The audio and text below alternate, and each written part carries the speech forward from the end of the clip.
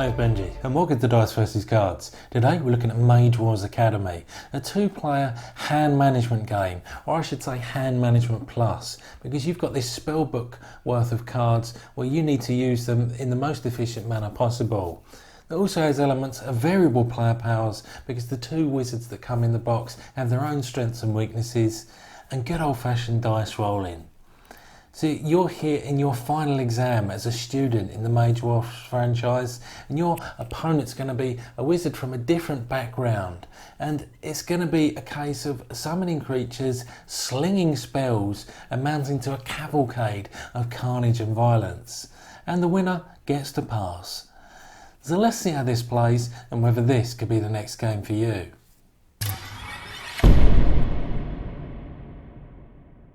So the object of the game is to cut down your opponent's mage to size by doing a number of damage equal to their starting hit points. So there are two mages that come in the core box. Here we've got the Beastmaster and also the Wizard to choose from. So each mage will also come with its own spell book, and although these are customizable for future games, the rules will tell you how to set up those initial spell books. And unlike most card games where you draw cards from the top of a deck, you've actually got access to all of your spells and all of the creatures you can summon from the get-go. It just becomes a matter of how much mana you've got on each turn to cast these. So you've got your mage reference cards here, you've got a means within which to track your mana and damage, and then you've got dice here that are going to be rolled to represent the damage that creatures and spells will do. Some damage tokens here, and then some further counters. So this is very roughly what it will look on your side of the table, and you'll both set up with your spellbook in front of you. Then you'll populate the board with creatures and whatnot, and we'll go through that in more detail in a moment. So at the start of every round, your mage is going to be channeling mana, and mana is the resource you need to either summon creatures or cast spells. So every card in your spellbook has a mana cost in the top left-hand corner. So this game adopts a you go, I go action sequence. So you will have an action that might be to cast a spell, to summon a creature, to attack with a creature, that sort of thing, and then your opponent gets to go. And it's that back and forth that makes this almost like a chess-like game where you're always jockeying for position.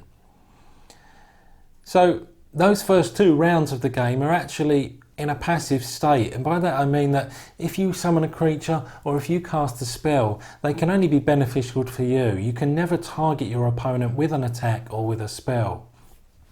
The idea being that you've then got a solid platform for when the fireworks go off from round 3 onwards. So each mage's action is generally flipping through this spell book and then either summoning a creature, casting a spell, and we've broken down the 3 main types of cards you'll come across here. So there's a lot of information to access in your first few games. It will take a little while to get up to speed, but as I've said, there are 3 main types here, and we'll start with the creatures. So this Witchwood Hound here, which has a mana cost of 5, has 7 hit points. And creatures are going to stay on the battlefield unless stated otherwise until a number of damage is dealt to them equal to their hit points. Creatures will also have special effects and abilities, and you'll refer to the card text accordingly.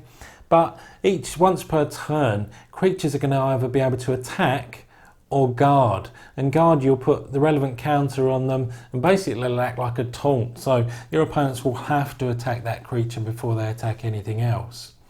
But to attack or deal damage, there's a number with a red back symbol in the middle of creature cards, and that's going to be the number of dice you'll roll. So creatures will select a target, be it an opponent's creature or the opponent's mage themselves, and then roll that number of dice and deal that damage accordingly. So these numbers here, the ones with the bang symbol or crit symbol, literally negate armor. So above each creature's hit points will be an armor value. So they would soak up conventional damage like this number 1 here, but would be unable to soak up the 1 crit damage. So then we've got spells that generally either have a damage effect on a target opponent, be it their creature or their mage, and act very similar. You'll roll that amount of dice and apply that amount of damage. But you'll also have cards that will heal your creatures, heal yourself, and have passive abilities that will benefit you. And then similarly, there are enchantment cards, like this Wolf Fury here, and they've actually got 2 costs in the top left hand corner, because you can play them all in one and face up and resolve them, but they allow you to place them face down for 2 mana, and that means that your opponent's not quite sure what you've played, and then there's a cost next to it to flip that card and resolve its abilities.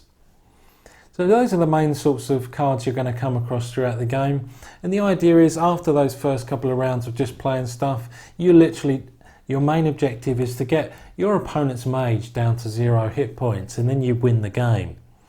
But with this back and forth action sequence, it really is quite a tactical way to play the game, and deciding when to go for your opponent's creatures and when to go for your opponent's mage's throat is the key to how to win this game. So that's an overview of how this plays. What did I think of it?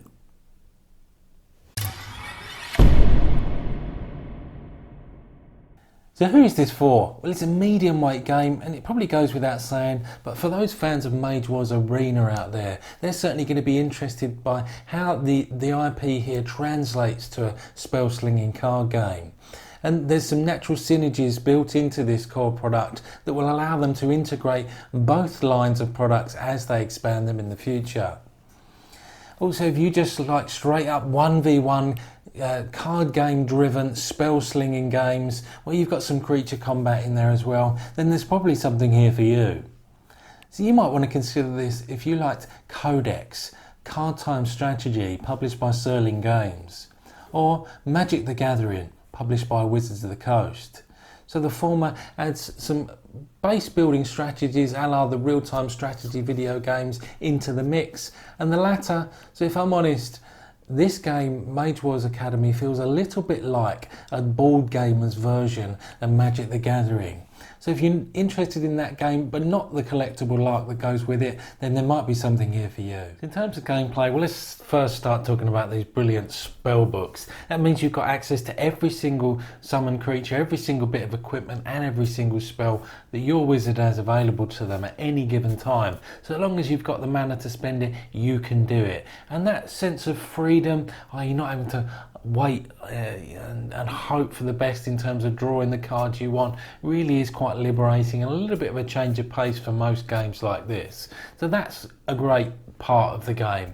But what that does mean is there's a little bit of a, let's say, kindly say, a moderate learning curve, because when you've got access to all that information, you're sometimes like, what do I do in those first few games?